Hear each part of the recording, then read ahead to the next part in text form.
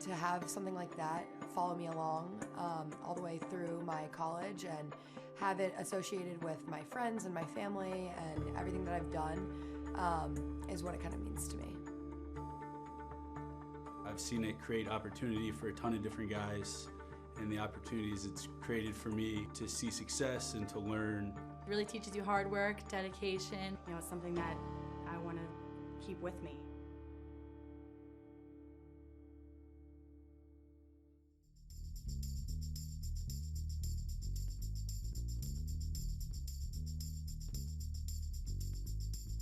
All right, guys, let's have a good time today.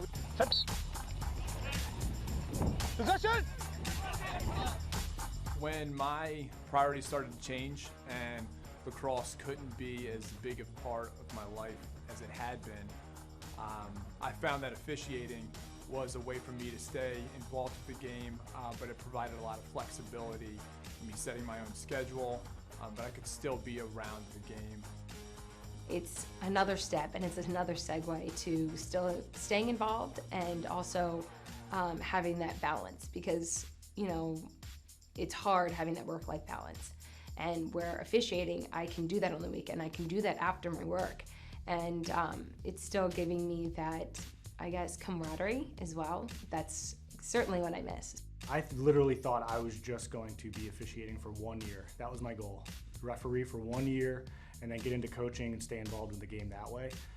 Second I put on the stripes, fell in love with it. Absolutely loved every aspect of it. The demands, the challenges, trying to be the best out there every single game. Officiating is something that has been a great outlet for me. Post-college and during college, I was able to make a little money on the side while getting to stay involved in the game in a different aspect than playing. And I think for girls our age or boys coming out of college, this is a perfect outlet to stay involved.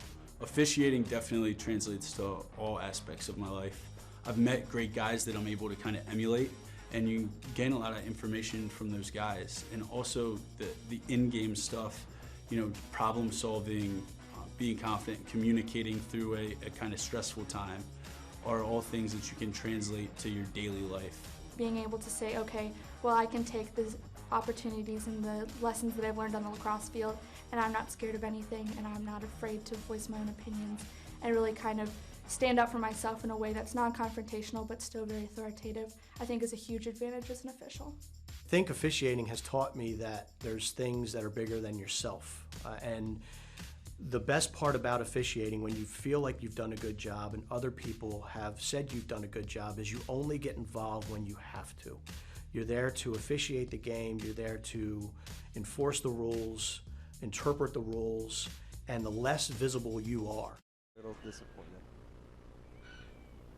Welcome in, lacrosse fans, to this first championship game of the day, first of 5. It is 10 a.m. here in Sandy, Utah, on the campus of the Alta High School Hawks.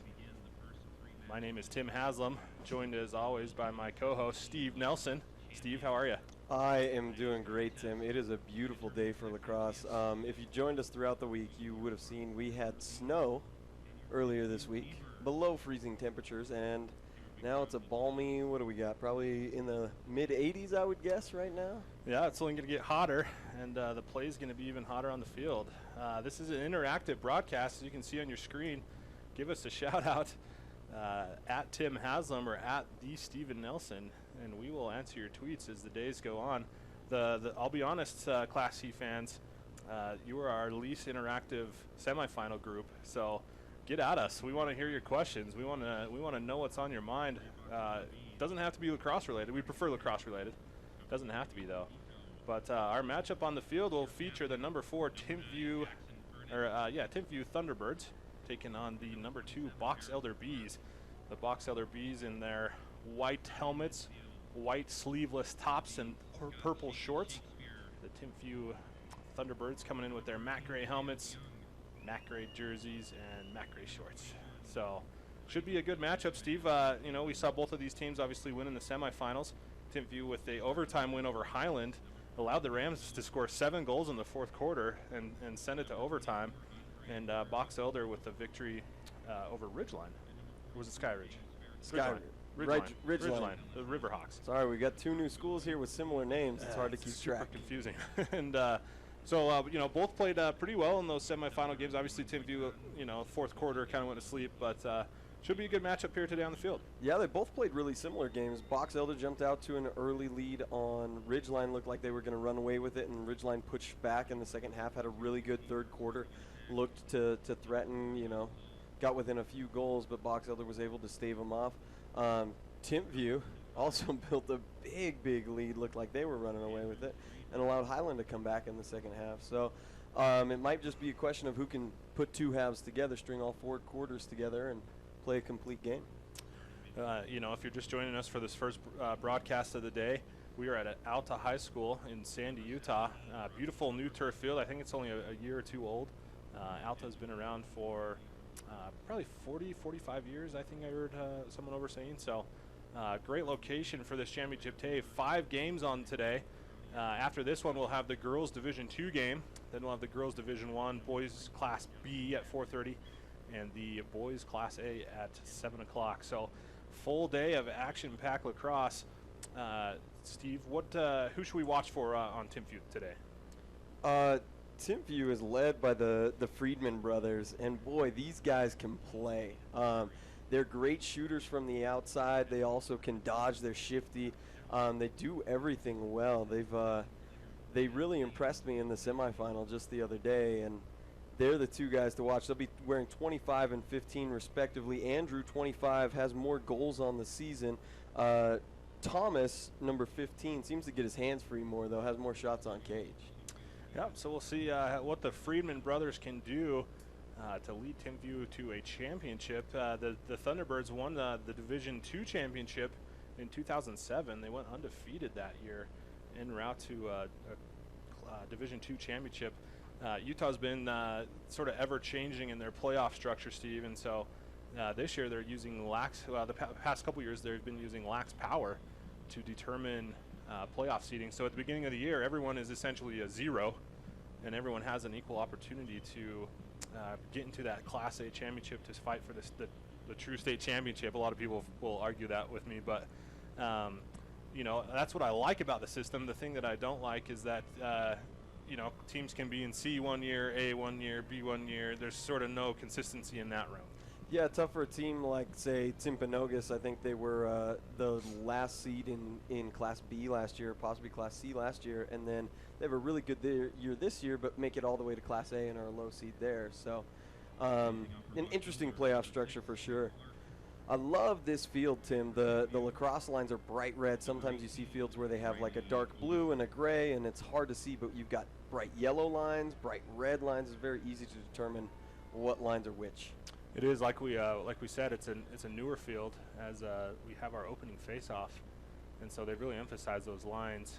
We'll talk throughout the day, though, about lacrosse becoming sanctioned as number 6, Tanner Clark for Box Elder comes up with it. He is their go-to on the face-off circle. Coming in at, he was a second-team All-State face-off player in Class C, coming in at 53% of winning 53% of his face-off. So gets the ground ball there, unable to clear though. And did you see what the call was there, Steve? Yeah, it was a failure to advance. I think the teams might be, as I just talked about, the lines on the field. The red lines are those lacrosse lines, but the top of the box is the 30. However, there is a gray line. I'm not sure if that's a soccer line. I think it's a women's lacrosse line. Yeah, women's lacrosse. I think you're right. It goes across at about the 33-yard line, so they might have thought that was the top of the box. Thought they got a touch in, but didn't. So we'll see Timpview here on offense. There's Friedman, like we talked about. That one is Andrew Friedman. Gets it over to number 4, Joseph Hall. Hall had 1 goal and 1 assist in the semifinal matchup. Yeah, I'm really looking forward to this matchup between the Friedman brothers and Zach Bullwinkle in cage for Box Elder. Bullwinkle really impressed us on Thursday, and I'm excited to see if he can make some more stellar saves today. He gets his stick around, he moves very quickly. And does a great job. Yeah, so both of these teams played. The Class C semifinal was on Thursday, like you said. Steve, as a former coach, what do you do on that off day? You know, you just got one day in between. You're playing at 10 a.m. on Saturday. You kind of just get out there, throw the sticks around. You have a full practice. What would you do if you're in that situation? Yeah, I think you bring the sticks out. You do some walkthroughs. You talk about, you know, the things that you saw that you liked. Just good to get the team together to keep them focused, keep them thinking on it. You don't want to do anything to wear them out or anything like that. I wouldn't run a full practice personally. We saw Timpview use this strategy of passing it around in the semifinal. That gave them the lead in that first half. They kind of got away from it in the second half, which allowed Highland to kind of chip back. So probably the emphasis on the game plan for the Thunderbirds, you know, work it around. Let's have our possession. And then, you know, a couple minutes into it, they've had it for about 2 minutes here. A couple minutes into it, start initiating the offense. You know, Steve, the stall warning is something that's come out in the past couple years. You know, and I think it's kind of taboo to use the stall warning in the first half. You know, like I said, though, Timpview pushing 2 minutes here without a shot. Yeah, and they're not making a lot of movement toward the cage. What got them those goals in that semifinal game was a lot of movement off ball. So you're moving the ball, you're working it around, but you also have your guys backside far away from the ball, setting picks for each other and moving. Nice pass from Friedman across the crease. Finds number 4, Joseph Hall, getting his first goal of the day. Like I was talking about, the man that possesses the ball when you have the ball, you have those eyes up and your teammates are moving around backside. Friedman able to creep down on the backside of the cage and get the catch and finish. So Timpview takes the early lead here in this Class C championship. Number 6, Tanner Clark out there for Box Elder. Didn't catch Timpview's face-off guy. They've been working, it's probably, oh, that's right, it's Riley Olfson. He takes all their face-offs, number 18. Coming into this game, he is a first-team All-State selection and the position MVP. So see Timpview come away with the win, but then throw it out.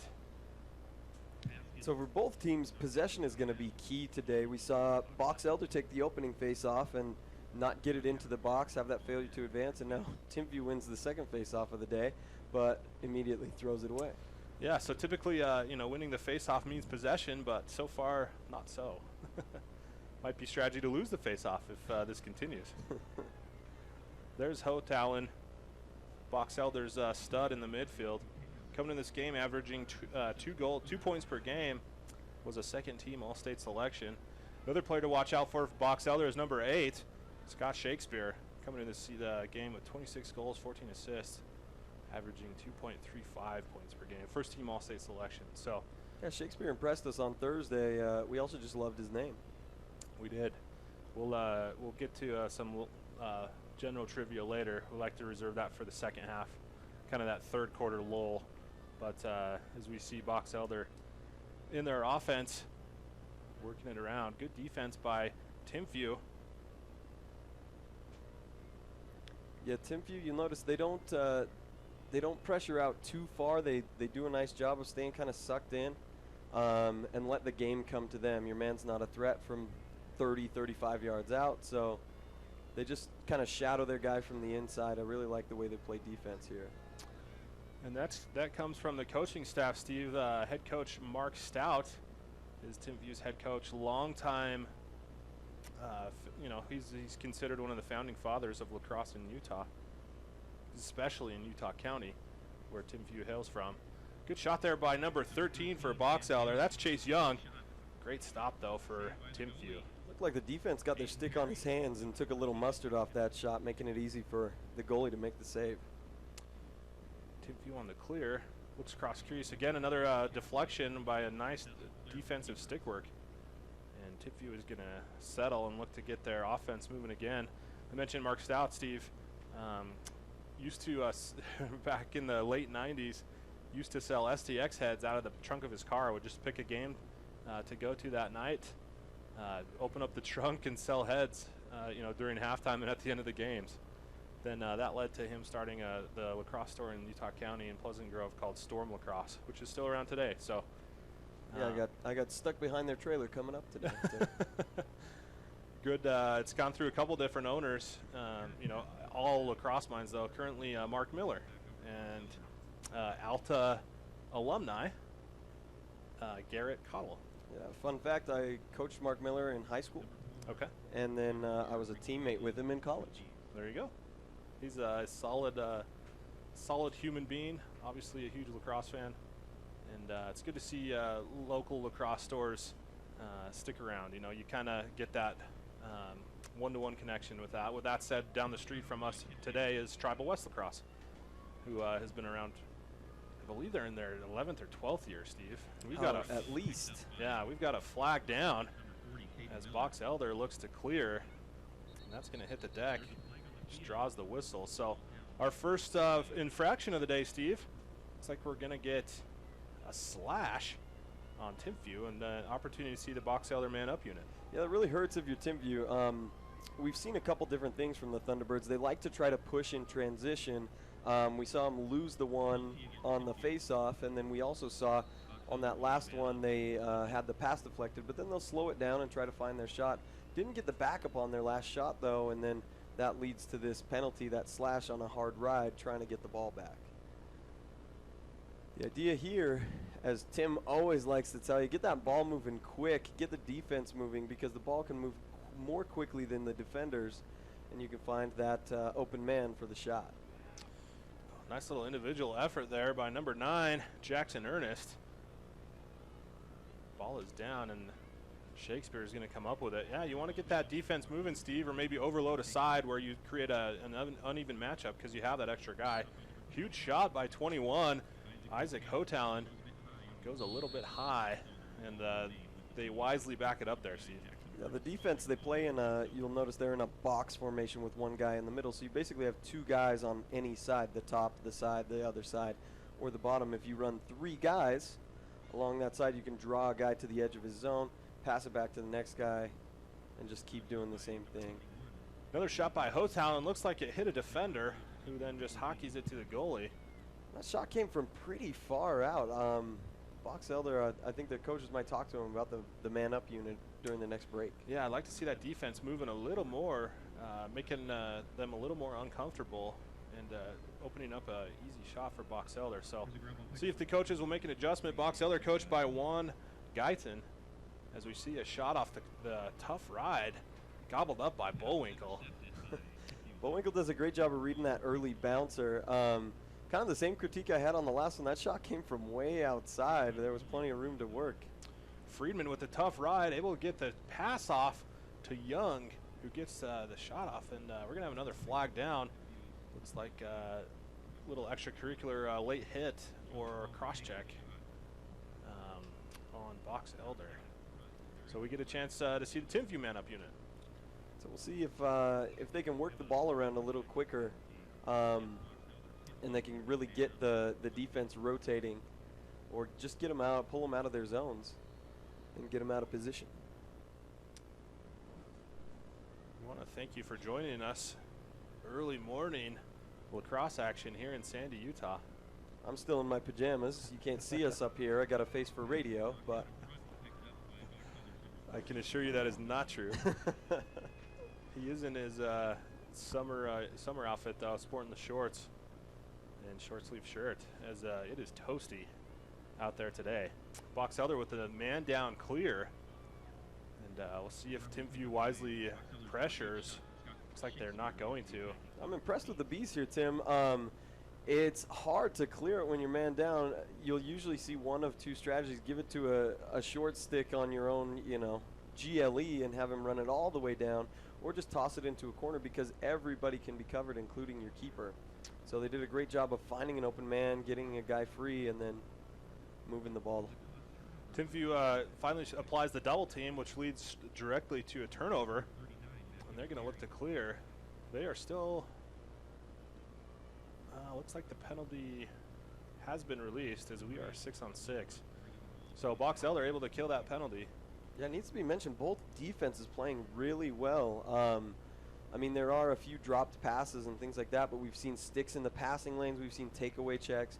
They're playing really well here, and that's why we have this 1-0 game. It's not that it's not good lacrosse. Good shot there by Timpview. Goes just wide and is backed up by the Thunderbirds. 2:29 left in this first quarter of this Class C championship game. Number 4, Timpview, taking on number 2, Box Elder.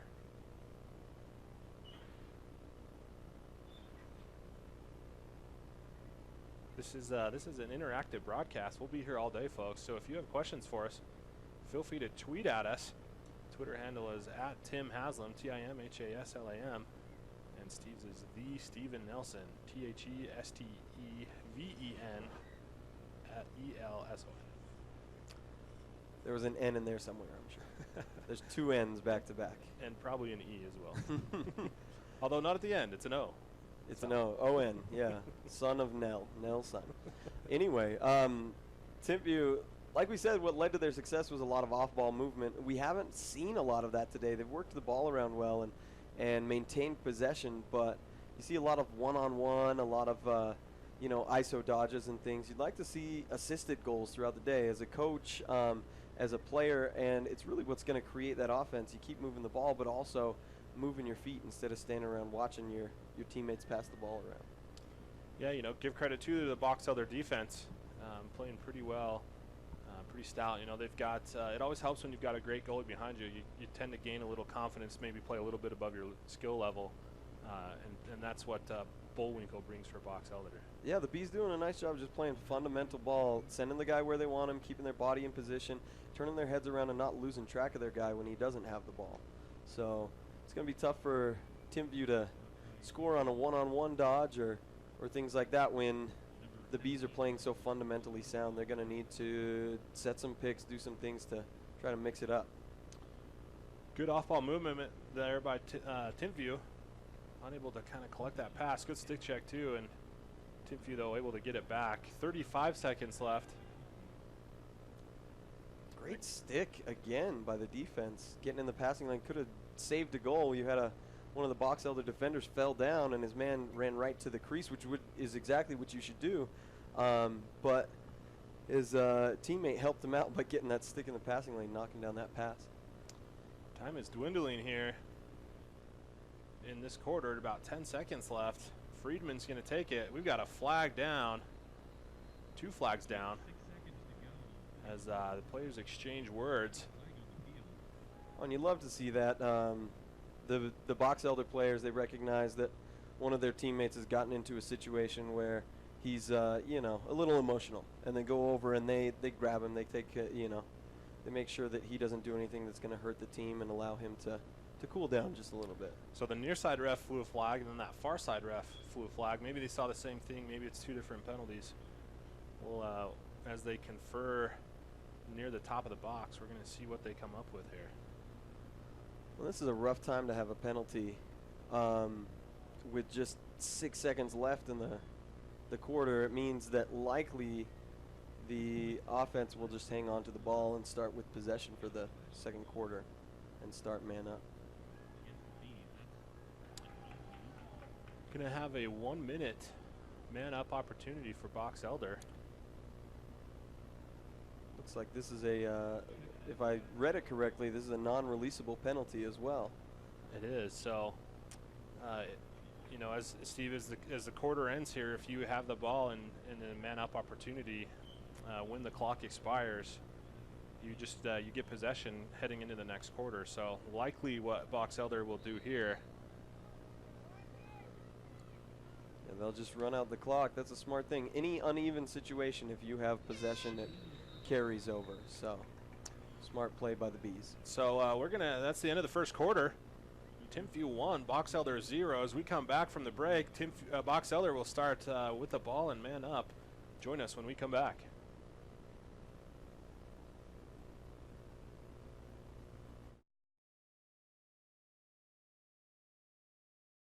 Beginners to ballers. Our online store is super easy, and we save you time and money. And team stores, let us do your work. Our deals for both men's and women's MCLA teams are flat out LaxTastic. We just made that up. Sublimated unis, made in the USA and delivered on time. Tribal West, proud to be family owned and player operated. Tribal West, look good, play better.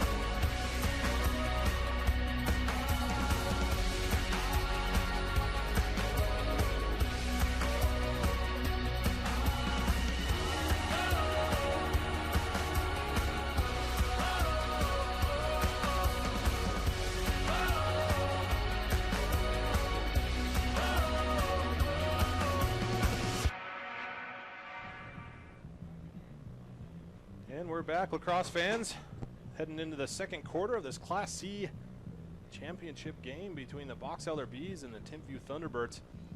My name is Tim Haslam, joined by Steve Nelson in the box here. Interactive broadcast. You have questions for us, we'll answer them on air. Tweet at us at Tim Haslam or at the Steven Nelson, and we will answer those for you. We've got a great contest here so far. Timpview leads 1-0. Just though, as time was expiring in that first quarter, Timpview commits a penalty, and Box Elder will get possession here. What can we expect from the Box Elder man-up unit, Steve? Well, it's kind of coincidental. We talked about how they would want to address their man-up and see what they can do better to move the ball more and not just settle for outside shots or a dodge on a man-up. So I have no doubt in my mind that that was the focus of their huddle during the quarter break. So we'll see what see if the game plan is put into place here. See if the Bees can level this game. So far, defensive showdown between the Box Elder Bees and the Timpview Thunderbirds. I'd like to compare it to an SEC football game, Tim. It's good football, just not high scoring. As we see a turnover by Box Elder, just a little bit of a miscommunication there between Ho Talon and number 9, Jackson Ernest. Yeah, Tim, I'm going to go with, I'm 99% sure that's not the play the Box Elder coaches drew up. I don't think it is. We'll see if Box Elder, though, being a man up, can take it away. So far, no double team as Friedman clears. Ball looked like it was tipped. Well, these Bees have done a great job, these long poles, of getting their sticks in the passing lanes, reading the ball handler's eyes and finding where that pass is going to go. As a ball handler, you always want to look off your defender, right? Don't stare down where you're going to pass that ball, and it makes it harder for them to knock down the ball. Yep, so the Bees are just running out of time on this man-up play. Should be about the end of it. Timpview guy still in the box. Maybe it was 2-minute penalty, Steve. I thought it was a minute. Yeah, well, since it was locked in, I think it might have been the 2-minute variety. They usually, if it's targeting the neck or the head, even if it's incidental, a lot of times you'll get that 2-minute non-releasable just because safety and concussion protocol is such a priority in the game these days. So we'll see Box Elder can put one in after they turned it over on their last opportunity. So far just working around the top, not making Timpview move that much. A little bit of action there. We see Shakespeare come up with it. Nice spin move. Oh, nice save right at the feet. Just trickles out. Yeah, the keeper gets just enough of it there to keep it from going through the cage. It trickles through, and nice job by the pole of corralling it. That's Jonathan Astle for Timpview, looking to clear, but Box Elder's going to get it back. Yeah, unfortunately, not really anywhere to go. His teammate didn't move for him to get his hands free, so he just has to try to kind of force that pass. A lot of times you'll see long poles in pressure situations. Just throw it down to a far corner so their attackman can go fight for the ball and at least the defense can regroup. And Steve, it looks like he's still in the box, and so must have been a 2-minute penalty. Well, we're 2 minutes into this quarter. Could have been a 3-minute. 3-minute. I haven't seen that yeah. in years. That is unusual if it's a 3-minute variety. So must have done something pretty bad. Didn't look too bad. As we get our goal, first Box Elder goal, number 13, Chase Young finding Shakespeare, who quickly turns and buries it. Yeah, as we see again, as we talked about, just moving that ball really quickly and then having a guy just make a quick cut on crease. He starts on crease far away from ball in front of the cage and then cuts to it. So you'll see the one pass and then the second pass right here and then just a turn and rip. And it's not a sprint, it's not anything spectacular, but just moving your feet, creating space for yourself. He's able to get that quick turnaround goal because he knows where the cage is. You can tell he's probably shot that shot quite a few times. And we see Tyner Clark out there for Box Elder and Riley Osen for Timpview, as the Box Elder Bees able to take advantage of the man-up opportunity and get a goal back. They are still man-up as that penalty was non-releasable, so good chance here for the Bees. We got a flag down. Another opportunity for the Bees here. They're still man-up, and then with the free possession on the flag, so great opportunity for them to try to get one back, because it looks like that first penalty is released. Good shot there by number 9, Jackson Ernest, and the whistles are going to blow as we find out what this flag was for. Yeah, you know I like taking those chances. When you have a free opportunity, let's end it with a shot. So we don't want to take the chance of just a pass going awry or something and losing out on an opportunity to take a free shot. Would like to see Ernest change his planes there. Sure. I think if he gets it low, it has a much better chance of going in, starting up high on that overhand shot.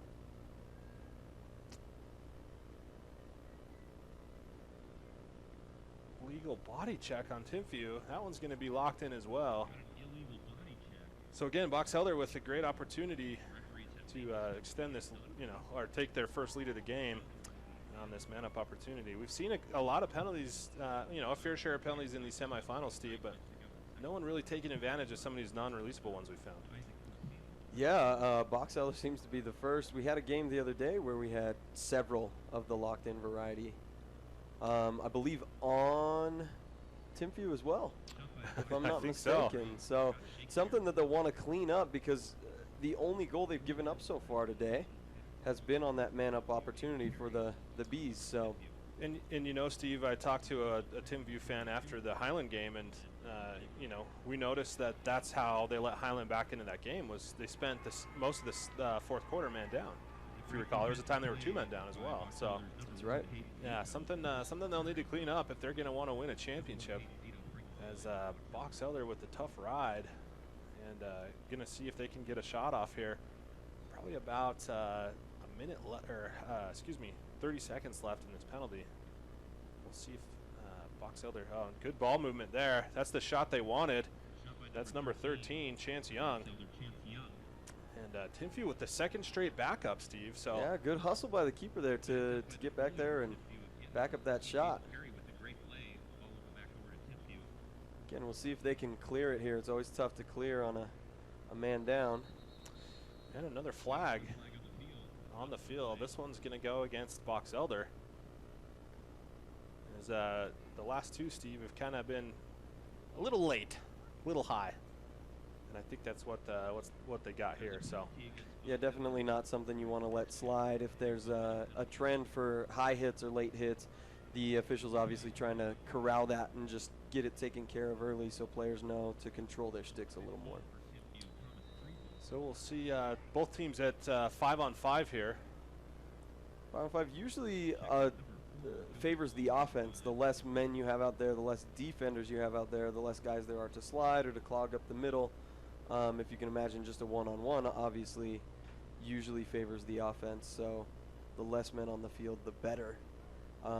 If you're an offensive player. Sure, for the defense it's a little more confusing because, the one slides are pretty obvious, but maybe that two slide isn't who it typically is. And so unless they're well-trained or practice this situation a lot, it might be confusing who that two slide's going to be as we see Timpview working it around here. Fake shot by Friedman. Goes up to brother Friedman, who goes back. A little tic-tac-toe with them. Done it hundreds of times in the Friedman backyard, I'm sure. As we see Thomas dodging from the wing. He's going to take it behind. Looks upfield. Good ball movement here by Timpview. Oh, nice fake. And the shot looks like it was deflected off a Box Elder stick. Again, Steve, another deflection off a Box Elder deep pole. Yeah, these deep poles have really, really impressed today. Just playing fundamentally sound and getting those sticks in the passing lanes is great to see. That's what you can't ask more from your long poles than that. Timpview with a great long possession here as both teams are even. With 6:44 left in the second quarter of this Class C championship between the number 4 seeded Timpview Thunderbirds and the number 2 seeded Box Elder Bees. We are live. If you're just joining us, we're live from Sandy, Utah at the Alta Hawks High School Stadium. What a beautiful venue this is, Tim. I love this stadium. We've been up here before for semifinals and for other stuff in years past, and it's just gorgeous.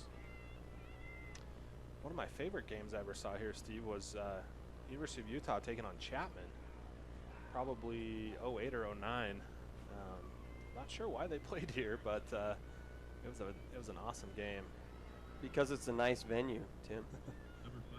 I say that because we're we're 30 minutes, 40 minutes away from the University of Utah, so that's the reference there. But I think there was a coaching decision at that time to go travel around the valley and kind of spread the love around. Well, Bullwinkle, we saw on that clear, got himself into some trouble, but did a great job of getting himself out of trouble. Flipped it to one of his long poles that we've been praising all day long, and then they were able to get the clear, but unable to do anything with it, unfortunately, because Timpview also playing excellent defense. We have a loose ball push on Box Elder. Timpview's going to retain a little fist bump there by teammates, recognizing the hustle play. Yeah, Friedman was running over to help his teammate out, got himself in good position, so there to pick up the ball on the call and initiate this offense.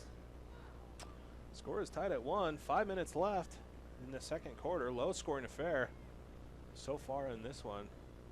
And I think that speaks, Steve, to the level of defense, not necessarily the lack of offense.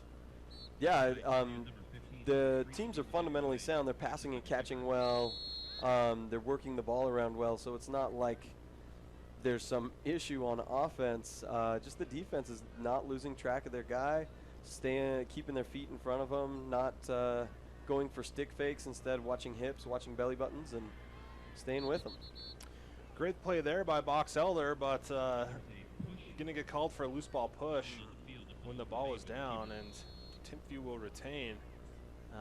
Great over the head check there by number 4 for Box Elder. That's Tanner Farrer, able to gets a little beat by his man, but then redeems himself on the overhead check as Timpview dodges from up top. Errant pass, ball down. Ooh, strong ground ball, but sticks are down. Ball goes out of bounds on this near side. Gonna go to the Bees. So Box Elder able to force a turnover there. 4:07 left. I like what Timpview tried to do there. They just need to execute. They initiate a dodge, which gets the defense's eyes up on the man with the ball. And then they pop their crease man, the guy who's in front of the cage. They pop him up, and the dodger just rolls back and looks for that pass. You'll see teams like Johns Hopkins run that a lot as well, and it pays dividends. Timpview, though, Box Elder unable to clear, giving the ball back to Timpview. We'll see if they can get something moving here, Steve. Like you mentioned, not a lot of inside shots on the crease. All the shots have been from outside, as both of these teams try to find a weakness in the other team's defense. And you know, Steve, I recall Timpview shooting a lot from outside in the semifinal against Highland, but probably watched the game before them with Bullwinkle, as we get a rip from Andrew Friedman, able to find space, find that far pipe. Yeah, and you see this from both the Friedman brothers. They like to shoot from unique angles. So his hand is somewhere between, his stick is somewhere between a 3/4, not a true overhead. You get to that 3/4, and then you get to a sidearm. So you see him here. The defense slags off him because the double team came. Each man assumes the other guy's got him. And so he shoots that kind of 3/4 to sidearm shot and bounces it, and it's just tough to read. Even a great keeper like Bullwinkle had trouble getting his hands on it. Great shot by Friedman. I was just saying that they have to take a lot of outside, or that they took a lot of outside shots in the semifinals, which really didn't test the Highland goalie, but probably watched the scouting report or watched the previous game. Bullwinkle knew that he would just gobble those up. Right as I was about to say that, though, they proved me wrong, and Friedman finding space from outside. Yeah, well, and that's why you want to honor these possessions. That's why you want to have the ball, because if you work it around for long enough, if you test the defense for long enough, there's bound to be a little mix-up, a little something, even though they're playing pretty good fundamentally. And so there, the slide comes, the other man assumes that he needs to recover to the middle of the field, and then the slide pulls off as well. Friedman has time and room, and you know what that leads to, Tim? Time plus room equals goals, so... I was going to say money, but sure. Depends what, I guess that could be a nickname for goals. I don't know. Indeed. Great play, though. 2:44 left in this first half of this Class C championship game. A lot of people, Steve, when the Utah High School Lacrosse League instituted the Lax Power ratings for playoffs, there was a lot of chatter about calling a Class C champion a state champion. What are your thoughts? Do you consider them a state champion? Well, you know, in high school you have, in the traditional sense, you have a 1A state champion, a 2A state champion, a 3A state champion. The way that it's set up with what Class C is, I think you just call them a Class C champion, but on that same note, you also have to call the Class B champion just the Class B champion, right, and not necessarily a state champion. If you're going to have one state champion, you just call the one a state champion. That's my thought. And I agree. You know, if everyone starts on a level playing field at the beginning of the year, in theory, that Class A champion won the state, and so they are that state champion. With you know, the winner of this game, for example, will just be that Class C bracket champion, which is you know, still a feat, still something to be honored. You know, they're going to have to win 3 games here to get this champion. The Class B champion is going to have to win 4 games to win the championship. So, you know, not like it's unearned in that sense. And we've talked a lot about in the semifinals is we've got a flag down here with a penalty against Box Elder. We've talked a lot, though, Steve, about kind of the best way to have some of these brackets. You know, a lot of people don't like the C bracket. You know, these teams coming into the semifinals. So Timpview is 6-12, Box Elder is 10-8. You know, not impressive records by any stretch of the imagination. You know, so some people just want to get rid of it. I love the Class C. I don't like some of the antics of the current brackets. For example, I think Class A should be an 8-team bracket, not a 16, and then B should be 16 and C should be 16. And in this year it would have been 17 because we have an odd number of teams. But I think it gives teams an opportunity to practice more. You look at like these last 2 games. You look at the last game for Timpview, an overtime win over Highland. They let Highland come back and outscore them 7-2 in the 4th quarter, and then get that overtime. That's a learning experience, right? Those kids wouldn't have had that experience if we didn't have this Class C bracket. Yeah, and it's important not just that they get extra practice time, but they get extra games. And in these playoff situations, it's a good experience for the kids. You see Timpview here. They've been doing a great job of possessing the ball, and they're really testing Bullwinkle. They're taking these outside shots that are possession shots. They're pipe or nothing. Either it's going to hit the pipe and go in, or it's going to go wide and they'll retain the possession because they'll back it up, unlike they just did there. But I think that's what they need to continue to do. I think that's where the T-Birds are going to get that success, is if they continue to possess the ball and have those long possessions with 5, 6, 7 shots. It's kind of like making a pitcher throw, you know, each batter 10, 12, 14 pitches. Sure. Yeah. 22 seconds left in this second quarter as Timpview looks to clear. Wanted to go to cage there, but probably wisely pulled out. Needs some help. Finds it in Friedman. As we've got 10 seconds left, T-Bird's got to go. Outside shot. Bullwinkle will gobble those up all day long. Not probably the best shot, and they're going to give it to Timpview, who needs to get a shot off. And Friedman just hucks it into his defender, who had good position, just right in his way to take away that shot. Yeah, impressed by the defender. Didn't even flinch on that one. I've taken quite a few of those, and you know, it becomes second nature to just run towards the ball and you know, just take it as it comes. So that's the end of the first half. Timpview leads Box Elder 2-1 in this Class C championship.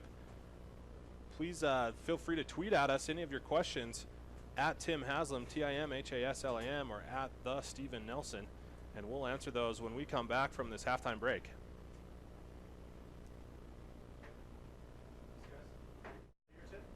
Tribal West is the first name in lacrosse out west. For more than 15 years, Tribal West has been gearing up beginners to ballers. Our online store is super easy, and we save you time and money. And team stores let us do your work. Our deals for both men's and women's MCLA teams are flat out laxtastic. We just made that up. Sublimated unis made in the USA and delivered on time. Tribal West, proud to be family owned and player operated. Tribal West, look good, play better.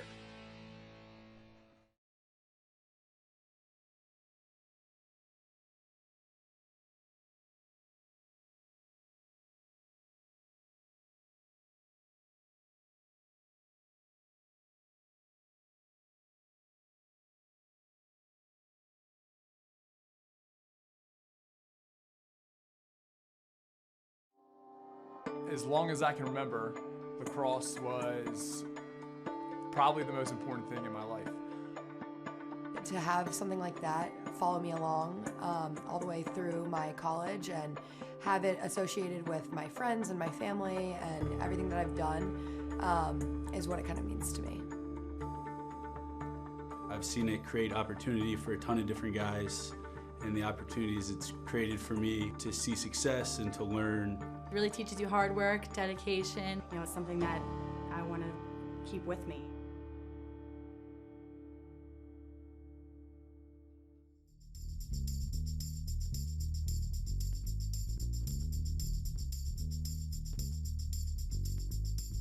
All right, guys, let's have a good time today.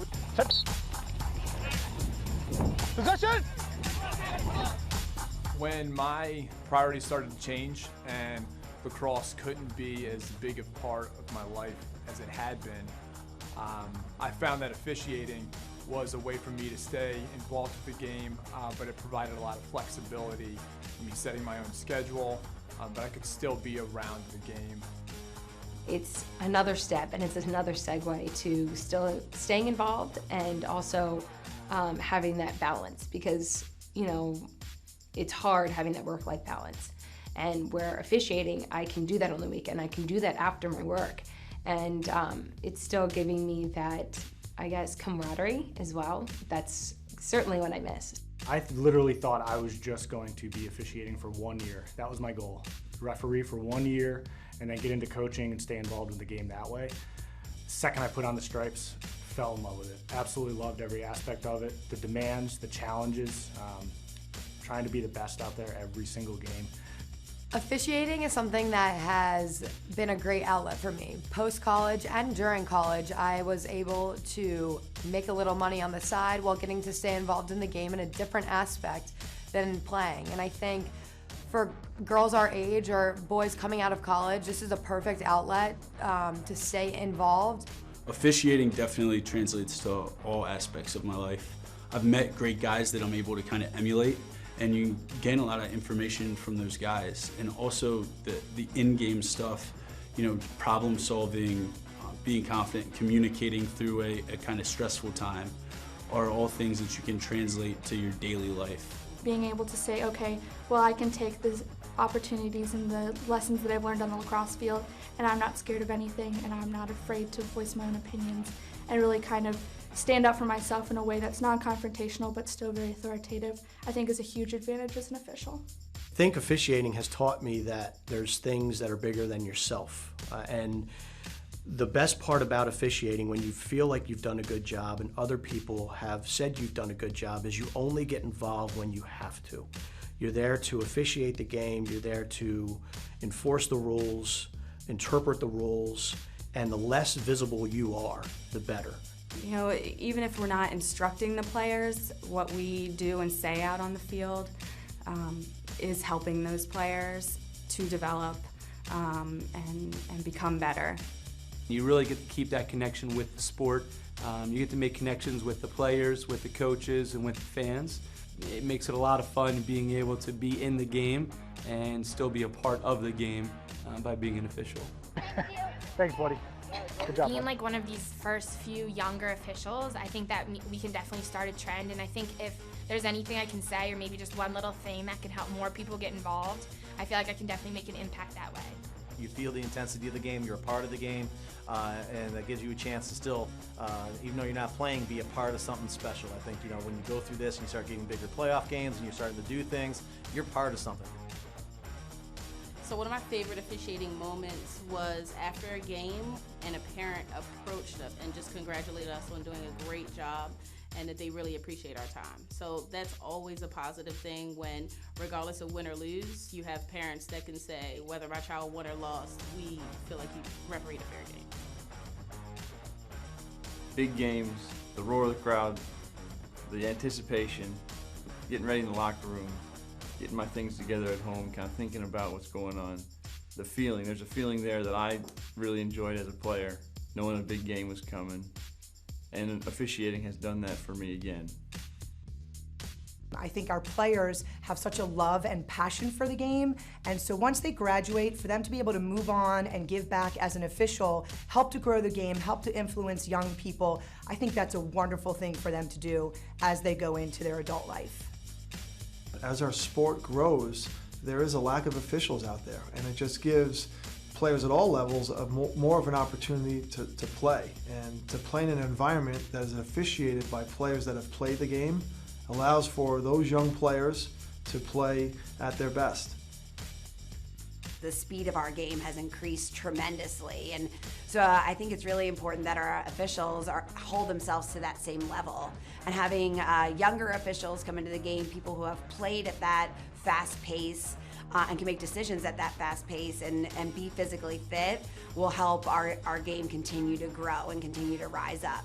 The benefits really are just a deeper understanding of the sport, a whole nother side of it. For the most part, our student athletes are very smart individuals, and I think we all have a passion for learning, so you get to learn something completely different and new. Officiating is your way to stay involved. It is incredible experience. You're running up the field with the girls. You feel like you are still a player. You get to meet an incredible community of other officials who have a good time, are there for the same reason you are, and you feel like you're on a team again. You got to get into this. This is a great way to get out, get active, to give back to the sport that's given so much to you. You get to make great money, you get to meet really nice people, and have a good time. It's definitely a cool unit to be a part of, and it's something that you can do for the rest of your life.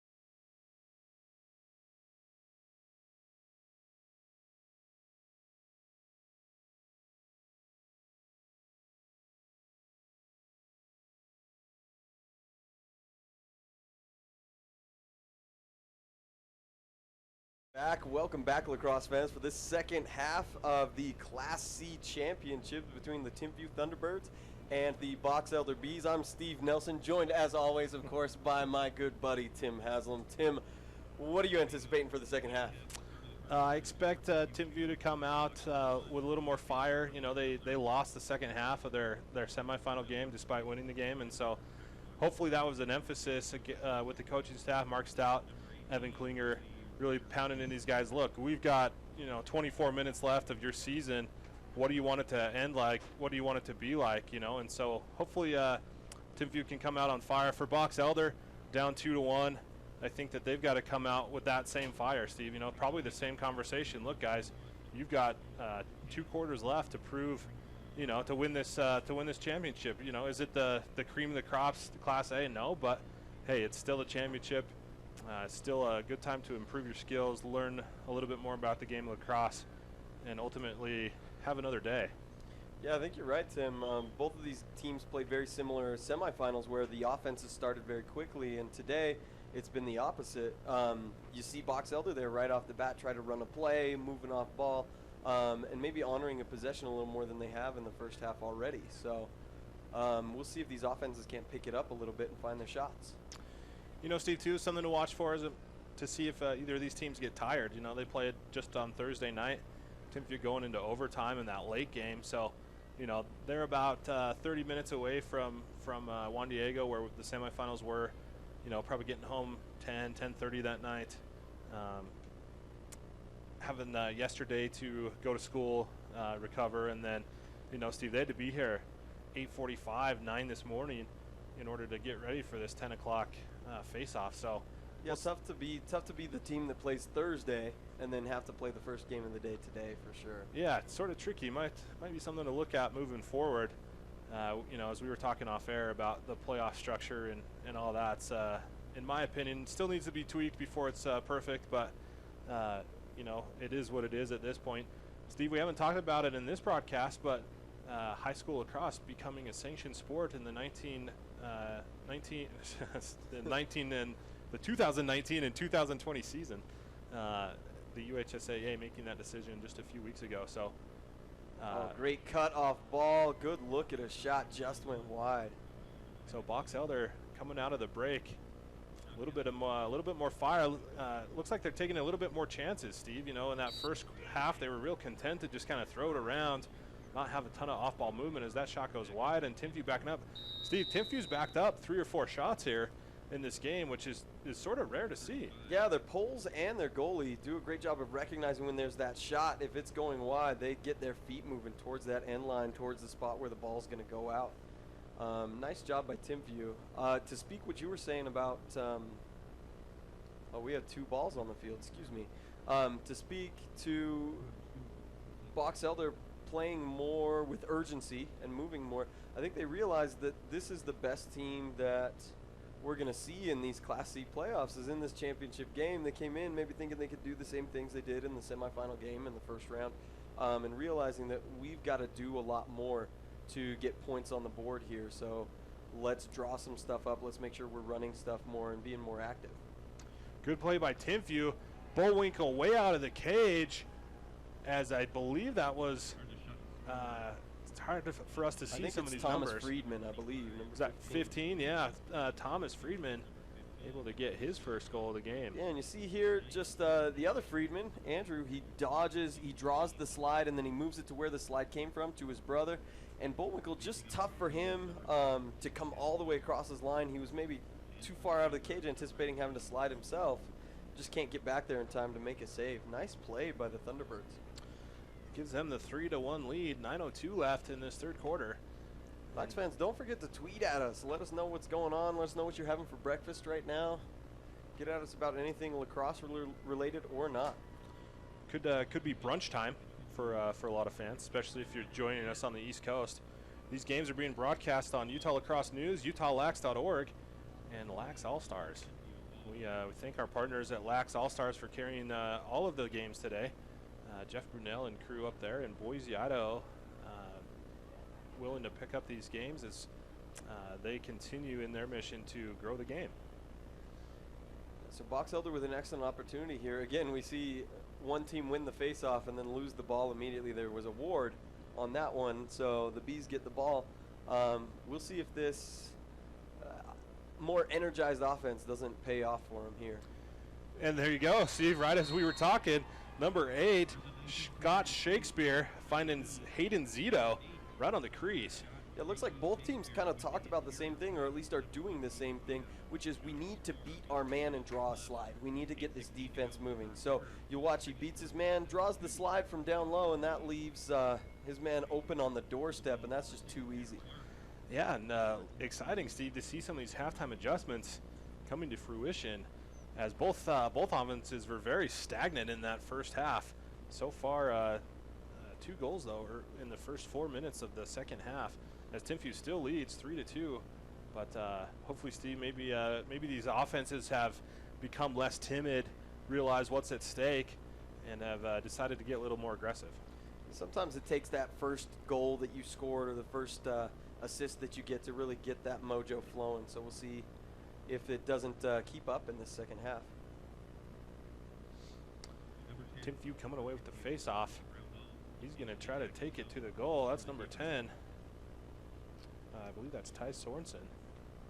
Again, the Thunderbirds get the initial face-off, but unable to clear it and keep the ball. Nice play there as Jackson Ernest waiting at the midfield line, helping out the deep hole. He's going to get a touch as Box-Elder gets their offensive first line on the field. Looks like Timpview was locking off Isaac Hotalon, Box-Elder's best player, number 21. So we'll see how that plays out, Steve, as we are about midway through here in this third quarter. Yeah, we're seeing, so far we've seen clean play from the defenses, which has been nice, but they're having to adjust more because on both of the goals we've seen so far, we had a man matched up on a short stick defender, was able to dodge past him and draw that slide and move the defense. We'll see if that trend continues or if Box-Elder tries something else, but it seems to be working so far, so why would you go away from it? Yeah, that's right. You know, most of the off-ball movement happening for Box-Elder at the top don't really do much from X, initiating that offense as the ball is going to go with number 13, Chase Young. He's going to take it, and we've got a flag down as Young just beats his man, goes towards the hole. Yeah, had a nifty little kind of just flick of the wrist shot there. Couldn't really get his hands free because he was being held, which will be the penalty here. So the Bees will be up for 30 seconds. We'll see if they can quickly make something happen on this man up. I think they have 1 man up goal on the game so far with about 4 or 5 minutes of penalty time. So we'll see if they can tighten that up a little bit as their offense is working better in the second half.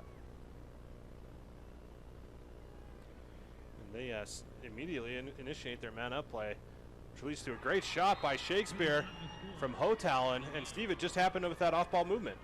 Yeah, they just ran guys across each other's zones is all that it took. While you're moving the ball, it's hard for a defender to watch his zone and watch the ball and be in the right spot. There's a lot of stuff to keep track of, and so just swing the ball around the horn while you're moving guys backside, and it pays dividends. It pays off there with a nice goal and a great shot placement on that shot as well. Came with a true overhand and changed his planes. That's hard for the goalie to stop from that close in. Score is 3-3, all tied up. 6:23 left in the third quarter in this Class C championship game between the Timpview Thunderbirds and the Box-Elder Bees. So we have the face-off here between Ovson and number 6 for Box-Elder, Tanner Clark. Box-Elder's going to come away with it. Hotalon playing on that wing, getting that key ground ball. See if Box-Elder can take, I believe it would be their first lead of the game, Steve, if they can get a goal here. Yeah, and sometimes that's all you need to really get that momentum going, and you can roll as you just get over that hump. So a big possession for both squads here. Timpview's hardly had possession here in the second half, and the Bees have done a great job of holding it and getting multiple shots on cage. Shakespeare again. Shot goes just wide. Timpview again gets the backup. Their poles are very aware of backing up these shots. That's a good way to get possession, but we'll see if they can clear. Yeah, pretty impressive, Steve. Easily their 5th or 6th backup. You know, some teams can go a whole game without getting a defensive backup, so maybe something they've keyed on or noticed that they can get. Yeah, I think the poles that play on the man at X play them pretty tight, so they're already in a good position to back up. On the flip side, though, if you're Box-Elder, you know, you got to coach your kids to be maybe even hug that end line if they're playing that X position, or at least notice when a shot's coming, maybe beat their man. Yeah. Or you can take advantage of it before the shot. If your man is playing out on you really far, that's a great time for that backdoor cut. All you need is one step on that guy, and you can catch and finish on the doorstep. Yeah, I think they'd rather take a goal than get the ball back off a loose shot. So Timpview with the ball here as Friedman works it from X. Going against number 4 for Box Elder, Tanner Farr. Oh, drags his stick. Great stick check by Box Elder. And they're going to come away with it. It's something for young players who are watching this. The closer in you get to the cage, the less of a windup you're going to need, right? And if you feel that defender on your back shoulder, if you know he's there, keep your stick in front of you, keep it tight. The Gates did a great job of this. They just, had the head of their stick almost against their chest and their arms both out in front of them and could get a shot from in front. So after a little bit of ball down play, Box Elder coming up with it, much to the delight of the traveling fans. Box Elder about an hour and a half, 2 hours away from Sandy, Utah. So making a morning out of this game. Hopefully they'll stick around for all the other games. We've got 4 more games after this, Steve. After this one, we're going to make the goals a little further apart for the 2 girls games. The Division II game starts at 12:30. The Division I games starts at 2:30 as Park City looks to four-peat in the girls Division I. Just a dynasty up there in Park City. At 4:30, we're going to have the boys Class B game as we see a nice pass here from Box Elder on the crease. Ball's down. This is maybe the second or third time we've seen a Box Elder player with his hands free, with an opportunity for a pretty sure goal, and he tries to shoot it before he's caught the ball. You got to take things one step at a time, and it's those little things that'll determine who wins this one, I think. Nice kick by Box Elder. Get the ball out of the scrum, and failure to advance called on Box Elder. So Timpview will again look to clear here. Steve, I was mentioning though the Class A game, the end cap, the big event will be at 7 p.m. tonight. It's going to be against Juan Diego taking on Brighton. So rematch of last year's state championship. Rematch of the 2016 state championship. Should be a good one. 2:58 left in this third quarter as Timpview calls a timeout. If you've got questions for us, fans, feel free to tweet at us. We've between the two of us, we've got a little bit of an experience in Utah high school lacrosse action. Between the two of us, we've probably watched more high school lacrosse in Utah than perhaps any other pair in the state. No, definitely at least another pair. Probably up there over the last 6 or 7 years. I know that there's guys who have been around for 15, 20 years who watch 10 to 15 games a year, and we're just not at that level yet. My 2011, I went to 52 games that year, which was. I think I might have been close to that 2 years ago. Yeah, which is it's just grind, but it's super fun. Tweet at us though.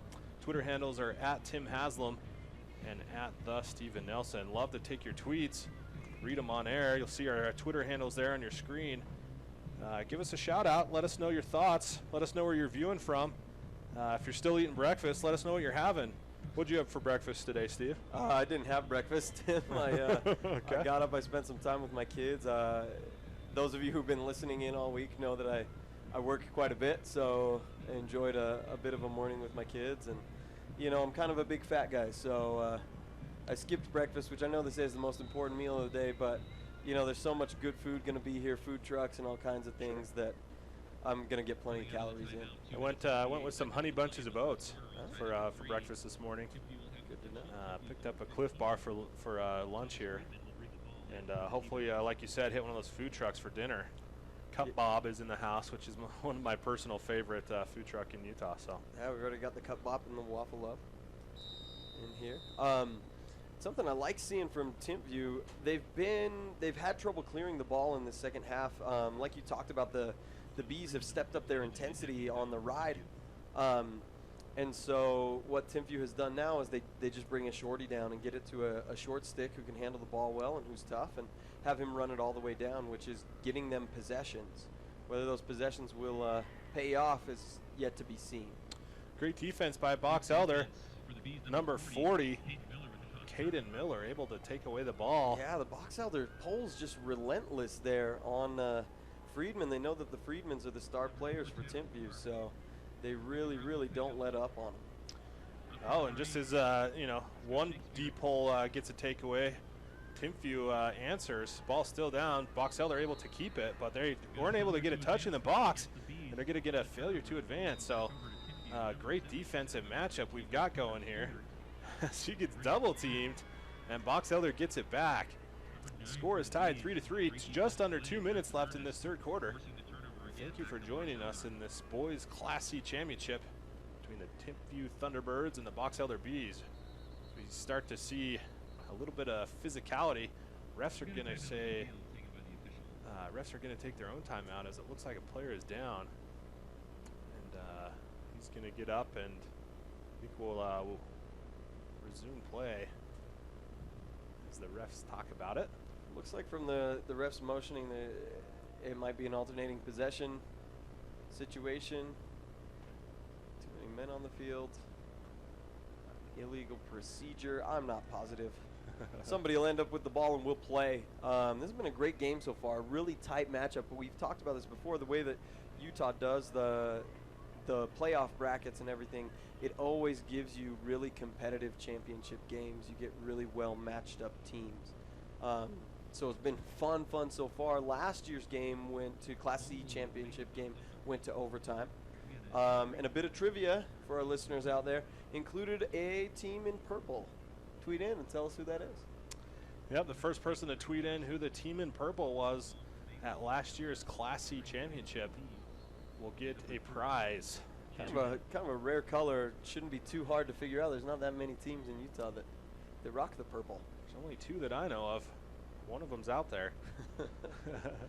So again, tweet at us at Tim Haslam or at the Steven Nelson, and we'll come up with a prize for you. Steve is a pit master at a restaurant in Provo. So if you're from Orem, they'll maybe a free coupon or something is coming your way. If you're not from Utah County, I can throw at you some Utah Lacrosse stickers, something like that. We'll figure it out. So let us know. Let us know. Brunch. We're gonna say breakfast is over, Steve. Let us know what you're looking forward to for lunch. Give us something to talk about with you. We just want to see some tweets coming through. So we'd love to interact with you guys, see who's listening, and we'd love to see if you're watching and listening from out of state or even out of the country. That's our favorite tweets to get to find out who's joining us and from where. So let us know. Both defenses have been relentless. We thought we would get quite a bit more offense, but as the second part of this third quarter is coming to a close, we've seen the defenses once again adjust and tighten up, and just great pressure on the rides from both squads. Hotalon just levels the Timpview player on the sideline, and is going to get a flag thrown. We are as far away as you can get from that far sideline, but looked pretty clean to me, Steve. Yeah, it's possible he had his hands apart or that he came up high on the player. So that illegal body check call doesn't really tell you a whole lot of what he did wrong. It can be it can be kind of a gray area call, kind of a catch-all. Yeah, and sometimes at the high school level, you feel like they use it as he hit him too hard, which you don't like to see. So they had a much better view of it than we did. We'll defer to the men in the stripes, and let's play ball. See this Timpview man-up squad. And, not what you want to do right out of your first pass of the man-up is throw it into the pole of a defender. Ball's down. Timpview lucky to come away with it. Got an outside shot that hits the pole of a Box Elder defender. Box Elder poles just know how to get their stick in the lane. Steve calls it trees in the forest. Learned a lot from being with Steve here this week, as we've called 6 semifinal games, calling 3 more games today as the time expires for Box Elder, who had possession in an uneven situation, and the score is tied 3-3 as we head into a quick break. Join us when we come back.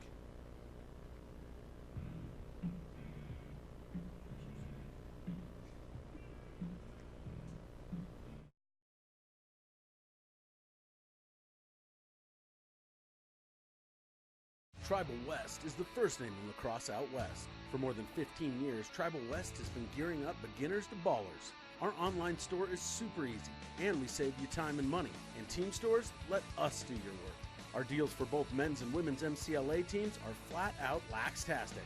We just made that up. Sublimated unis, made in the USA and delivered on time. Tribal West, proud to be family owned and player operated. Tribal West, look good, play better.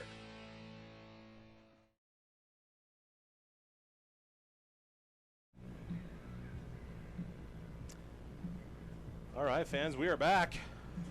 Shout out to Tribal West, your quarter commercial there, just down the street from where we're at, here in Sandy. Been around, like I said, about 11, 12 years. The owner and his wife, Fish and Sonny Bartlett, huge lacrosse supporters in the state of Utah.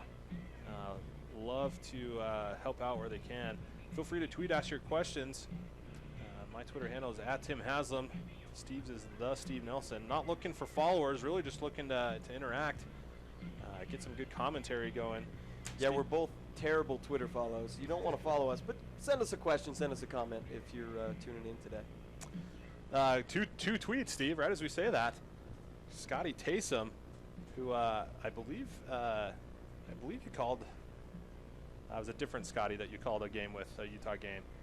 But he tweets in Lehigh in reference to your trivia question. Hey, nicely done. Who the other team was. Yeah. They played Westlake They last did. year in the Class C, which is interesting because Westlake split off from Lehigh as they opened up that new school, as you know. Yeah. Because you live in that area, know a lot of the kids. That's Coached at Westlake. That's why I know about it. That's right. I helped get that Westlake program going. It was fun to see because some of the detractors, the reason they said is Lehigh's just going to beat up on us every year if we start our own program, and it took 3 years was all. Yeah. For the Westlake program to beat the Lehigh program in a really tight game. I mean, they're really evenly matched teams now. If you saw the Skyridge and Westlake game this year was a 2-goal game as well. So Steve, Scotty claims to be a BYU fan, so I'm going to assume that he has ties to Utah County. So I'm going to let you reach out to him to redeem his coupon to the barbecue. I don't know if that's real or not, Scotty. That could be fake. I'll get you hooked up, Scotty. Great shot by Box Elder. Another Twitter tweet coming in from David Septoff. Says he's watching from Maryland. Wow. Thanks, David, for tuning in. We appreciate it. Hope everything is going well out in Maryland as you enjoy these Class C championship game. Again, folks, join us. We'll be here all day. Yeah, eat some delicious crab cakes for us. We don't get fresh crab much out here, so yeah, we'll enjoy it for us. Full day of lacrosse, though. 4 more games left after this one. All available on Utah Lacrosse News, utahLax.org, or LaxAllStars. So, as you watch your NCAA games that are on later today, a couple MLL games later on today as well. So, no excuse to not be watching lacrosse today, as several different games, several different outlets, several different levels are available as Timpview settles into their offense. And again, Steve, it's just becoming a habit for these long pulls from Box Elder, knocking down passes. I think if you're Timpview's coaching staff, you got to talk to them about those skip passes, and there's a right time and a wrong time to throw them. And when the defense is set up, and when you got 2 guys' eyes on you and sticks up, it's maybe not the best time. You do need to take chances to get goals, but maybe a different chance to be taken. Hotel unable to come up with it for the Bees as he looks to get a touch. As we are in this final quarter, score is tied 3-3. Steve mentioned earlier the Class C championship last year went into overtime. Timpview took their semifinal into overtime as we see a great shot by Shakespeare. Just gobbled up by Timpview. They clear, get the ball up to Friedman. Friedman, a familiar name in Utah County and Utah lacrosse community in general. The Friedman's associated with Timpview, as we've got a whistle. Oh, we're going to have offsides on Timpview. Going to give the ball back to Box Elder. So a little bit of a mental error there. We'll see if Box Elder can capitalize. I was talking about the Friedmans, though. Steve, the Charlie and Bill Friedman played at BYU in the late 80s, early 90s, and then stuck around, started a big clothing company, local clothing company that's expanded into the West, Down East Outfitters. And Charlie, the older brother, I believe, is closely associated with the East High program, kind of revitalized that program through his involvement. And then Bill Friedman stuck around in Utah County and has really revitalized this Timpview program. Obviously, his 2 sons on the team, leading scorers for the team. Yeah, interesting. This Timpview program, they've had some success in the past. We talked about in an earlier broadcast, they won the Class B championship back in 2007. And so they had a proud and strong tradition and kind of fell off for a little bit. This Box Elder program has generally had solid teams. We've got a Box Elder goal, a Timpview goal as number 4, Joseph Hall. Just great transition play there from the T-Birds. The crisp passes, good stick work, and not allowing Box Elder to get back and set up in that 6-on-6 to knock down passes. These are the kinds of chances maybe they ought to be taking. Just push the ball in transition more, try to get those goals as opposed to trying those skip passes that just get gobbled up and knocked down. Yeah, Joseph Hall finding Ty Sorensen on the crease. As I was saying to him, the Box Elder program has been a solid program. It's been around for a long time, but I believe this is their first championship game. I believe it is as well, you know, and see, that kind of goes back to what we hinted at a little bit earlier. The Utah lacrosse divisions used to be kind of divided up unfairly. And so Box Elder was in Division 2, always at the bottom because they really couldn't ever gain momentum because that Division 2 was a big division, very competitive. And so that's one of the benefits, Steve, of a Class C bracket. Oh, this is I think they made a mistake on this call. So the player on the face-off just has to be below the restraining line. He doesn't have to be in the box, and I think that's what the official is explaining to the other official here, because he called a procedure penalty because the man left the box, but he didn't come above the restraining line. So it should be, should remain with. I didn't see who picked up the ball. Timpview, Box Elder, whoever came out of the box to get it. It should remain their ball. They're going to give it to Timpview. As the referees talk to the benches. Calling an inadvertent whistle and going by AP. That could be it, Steve. Again, the table is on the other side of us. Oh, that's a tough break. But you got to play through those, Tim. Yeah, officials have been great so far in this game. Really in all the semifinal games as well, Steve, you know. Been to a lot of lacrosse games in Utah. It's one of the many knocks on Utah lacrosse is the lack of decent refs, but I've been very impressed so far this week with the games that we've been calling. Yeah, I think we get the best of the best for the semifinals and the championship games, obviously. So, you know, the officiating crews have done a good job all this week. So Timpview will look to expand on this lead. A 4-3 lead doesn't seem like much, but in a game like this where you're in the fourth quarter and the score is 4-3, it's a big lead, just that 1-goal lead. Yeah, if they can get a 2-goal lead here, Steve, I think they would just go into the stall mode, which is something they didn't do in their semifinal game that allowed Highland to get back in it as we get a nice cross-field skip pass. That's 25, finding number 17, Robbie Triwartha, who gets his first goal of the game. Yeah, great job of moving his feet on the dodge, drawing that attention, and then moving the ball. That's when you throw those cross-field passes and things, is once you're moving, once the defense can't get a read on you, as opposed to standing with your feet kind of still and just trying to throw that skip pass. Triwartha had 3 goals in the semifinal game against Highland, including the overtime game winner. You know, wide open on the crease. Friedman, similar play. Friedman found him wide open on the crease and just buried it for the win. So just great field sense to cut at the right time. See the back of your defender's helmet. See he's not paying attention to you, and it's all you need is one step. Timpview with all the momentum right now, winning that face-off off the goal. Oh, and another knockdown by Box Elder. And a flag down. Going to go against Timpview. He's with a free possession here. Oh, great stick check by 35, Jonathan Assel. Able to jar the ball free, get it on the turf, and that's going to draw the whistle.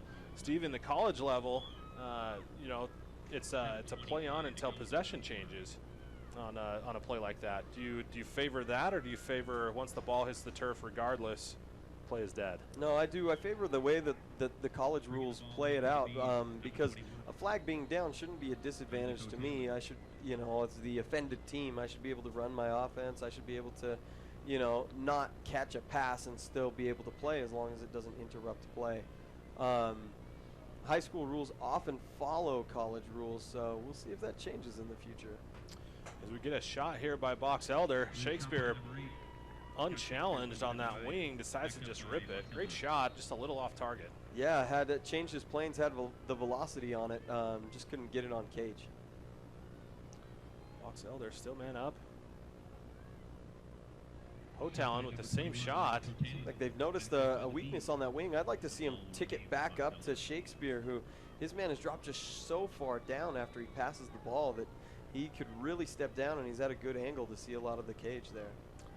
Important opportunity for Box Elder here as they trail in this game about halfway through the fourth quarter. 5-3, a goal here, Steve, would really be key for the Bees. Yeah, interesting. The Bees don't run anybody on the crease. They kind of float a guy on and off real quick, but don't usually have a guy set up there, which makes it a little easier for the defense to just kind of push out on the outside. And the penalty is over. It's a tricky situation though, Steve, because if that man coming on doesn't yell, you know, even, the defense can still think they're man down, and it can create awkward situations with men. Yeah, you'll see that chaos sometimes. A lot of times, the goal will be scored as that last man is coming on the field. Hotalon with the rip, ambitious in my opinion. You know, Steve, the Box Elder goals have come from good off-ball movement, and right now we're just not seeing that. They're just standing still there behind and on those wings. Would love to see them set more picks like they just do here. Hotalon gets a nice shot off, but a good save by Timpview. And you know, Steve, I think if they can just work that ball around a little bit, get their guys moving inside out, get a couple picks, that Bees will find the back of the net. Yeah, we talked to the effect of these teams could be tired, and I think that's what you're seeing here. Is maybe not a conscious thing that they're not moving off ball and stuff, but you just get tired, you just get a little winded. You played 2 games in 3 days, and it can be tough. 2 games in, you know, less than 48 hours really, because the last one was a night game and this one's played in the morning, so that could be a big part of it. We're gonna get a flag down on Box Elder. That's number 77 for Timpview, just nonchalantly carrying the ball into the box. Doesn't see the guy blindside him. Looks like they're calling it a push. It seemed like he had a decent angle on it to me, but yeah, you land on your back and it's hard to. It's questionable if that's a push or not. We'll see what the final call is. Seems like we've had a few where if the player just gets leveled, they're calling something to try to keep it clean. So yeah, you're right, Steve. It is flagged as a push on Box Elder.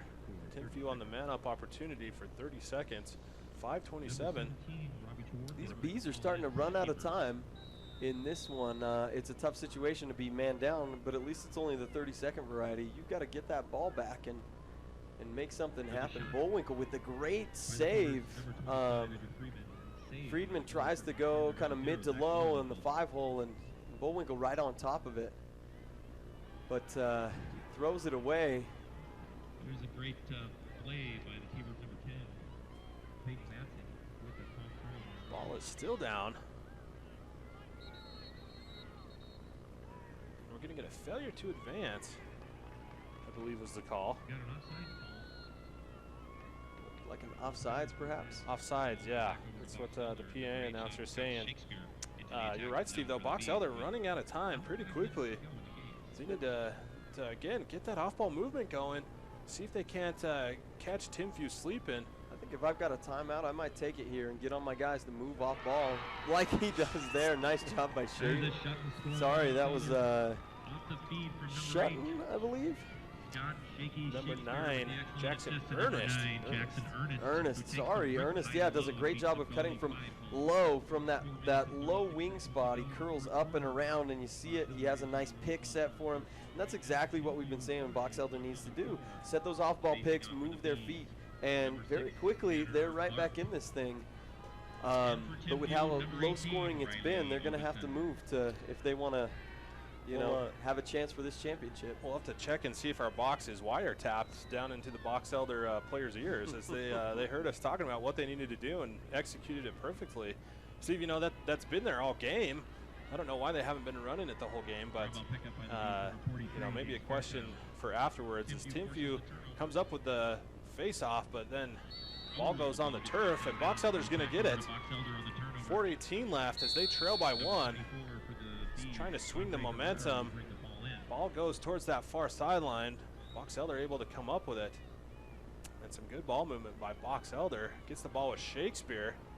And when the ball's with Shakespeare, it's in good hands. Number 8 Scott Shakespeare for Box Elder will bring the ball and in the attacking zone. We do have a flag down. Slash, it looks like.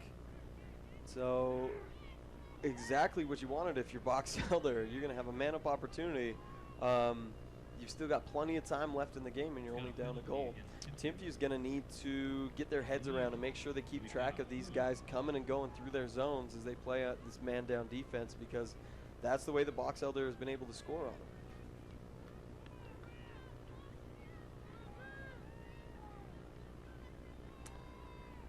Box Elder will be man up, bringing the ball in to the Bees, number 8, Scott Shakespeare. And Box Elder in their man-up offense. Good play by Zito. Run away from pressure. Gets the ball to Hotalon. Gets it up to Young. There's Shakespeare. Oh, nice pass. And a goal. Number 8, Shakespeare finding 33, Kent Pointer. Pointer does a great job, just curls up from X. Almost no angle. That was a really, really great shot. He's able to reach out with his stick and create more angle and just skip it right by. Watch here as he'll catch it on that low wing, almost on GLE, and he just turns and uses that reach of his to get it around the keeper and in the far corner. Yeah, Pointer a little taller, a little bigger than all the other kids, just able to kind of dunk it in there past the goalie. 3:37 left. Score is tied. Steve, the Timpview played an overtime game in the semifinal. You mentioned last year's Class C semifinal, or final went to overtime. You know what we call that, fans? Free lacrosse. Hashtag free lacrosse. Hashtag free lacrosse. I'm not young and hip like Tim is. I left out the hashtag, but yes, hashtag free lacrosse. Despite just being a few months different in age, Steve claims to be too old for that, which I'm going to call his bluff. Steve teaches in middle school, so he should be hip on his lingo these days. You have a Snapchat account, Steve? I do not. The only thing being a middle school teacher has done for me is I hate fidget spinners. That's it. That's all it's done. I'm not cool. I'm not young. I'm not hip. I just hate fidget spinners. Certainly the craze these days. And I'll admit it, Steve. I've got a fidget spinner that I use at work every once in a while. Tim fidgeting with his fidget spinner right now, if you could see him in the box. Yeah, the old school fidget spinner. They call it a ballpoint pen that you click every once in a while when you get nervous. Timpview, if I'm Timpview, I'm looking to have a good possession here. Looked like they were pressing maybe a little too hard. Yeah, you want that goal. You want to win this thing. You don't want it to go to hashtag free lacrosse, but you want to get the right shot. You want to honor that possession. You don't want to give it up with time left on the clock for Box Elder to grab that game winner or to respond. Decent shot by Friedman down that right alley. Sails wide. And as we mentioned, Timpview's done a great job of backing up shots on both ends of the field today. That's Ovison for Timpview.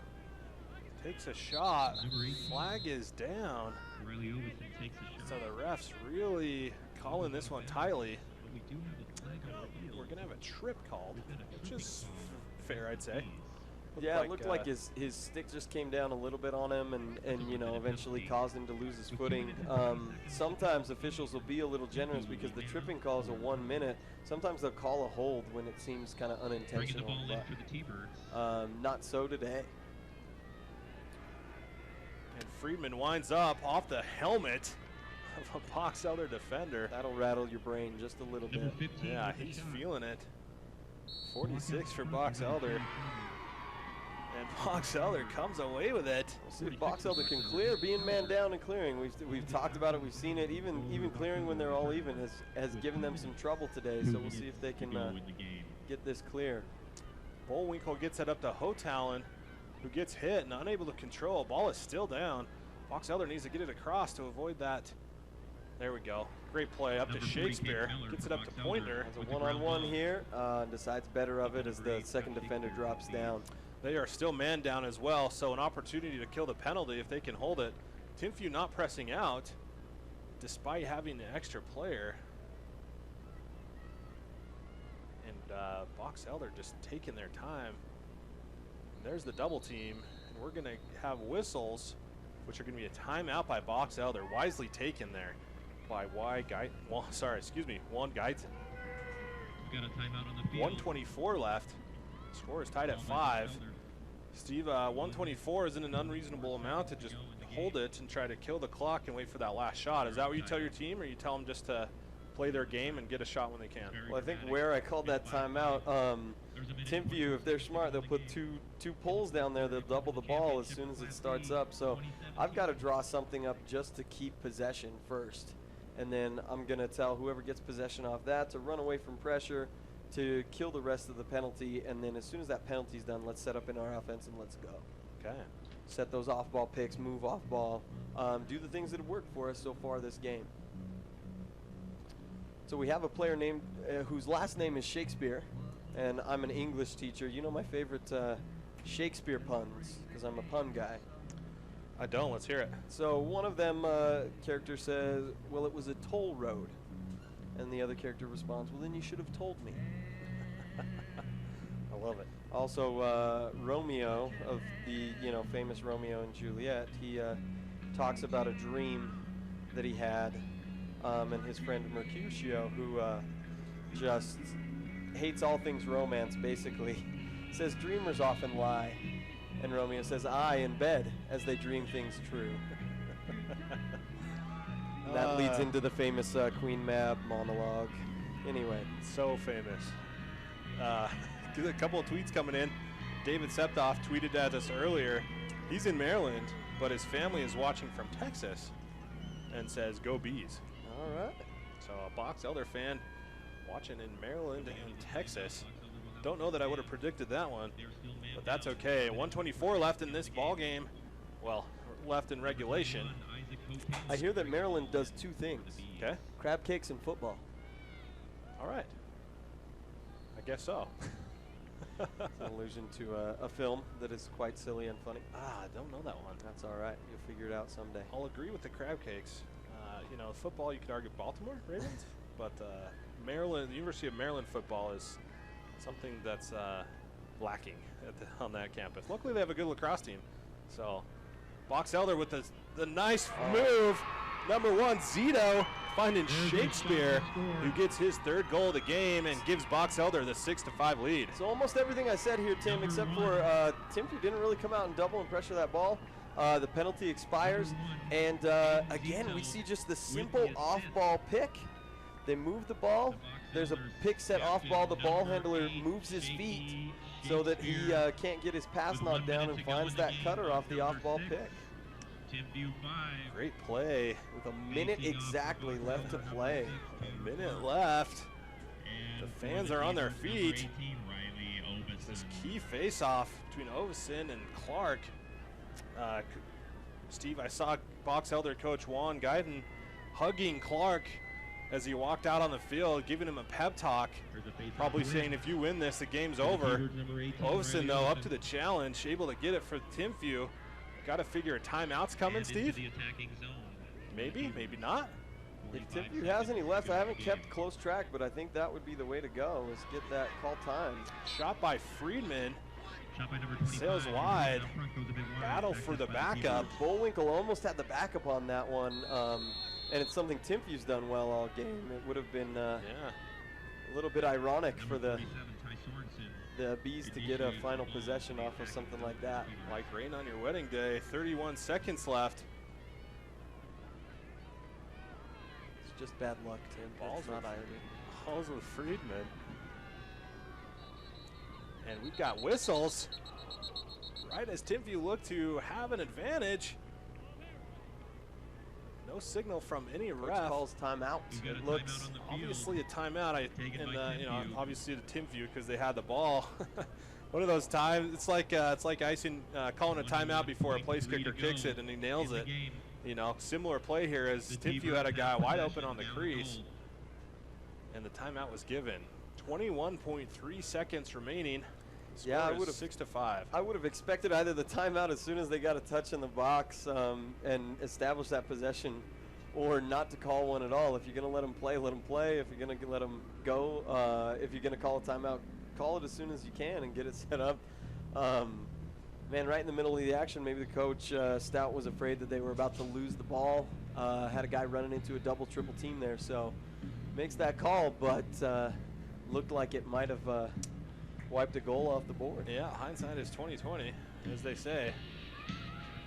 Beautiful day for some championship lacrosse here at Alta High School in Sandy, Utah.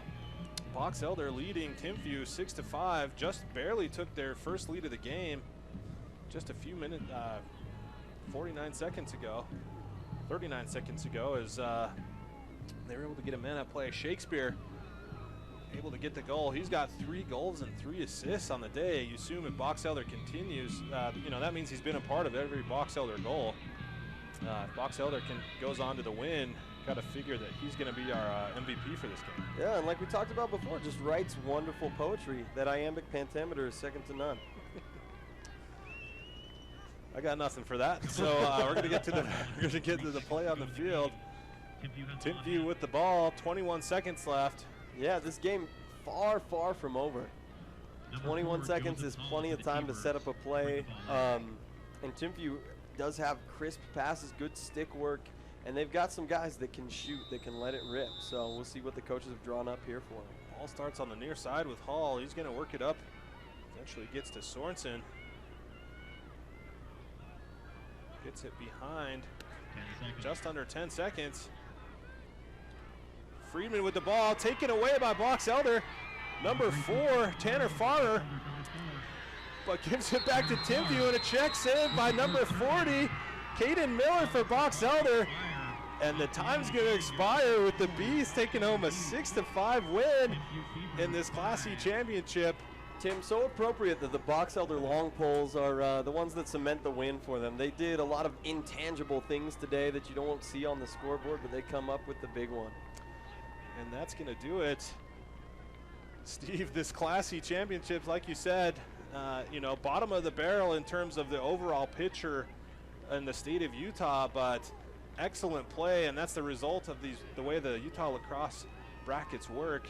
We've seen excellent games all week and nothing falling short here. Steve, there was one year when we had 4 state championships that all 4 games were settled by 1 goal. And so hopefully that's the case here today. We're going to end this broadcast, but don't go anywhere as the girls D2 championship begins at 12:30. Stay tuned.